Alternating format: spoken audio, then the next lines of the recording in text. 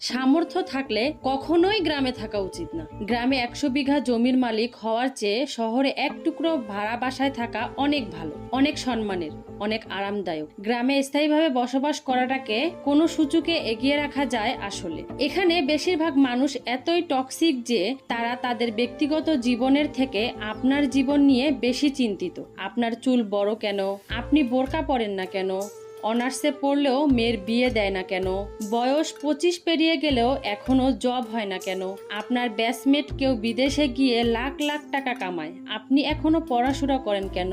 এসব আজগুবি বিষয় নিয়ে তাদের অনেক টেনশন। মাঝে মাঝে দেখবেন আপনার নিজের ফ্যামিলিও যেসব বিষয় নিয়ে চিন্তিত নয়, অন্যান্য মানুষের থেকে বেশি চিন্তিত।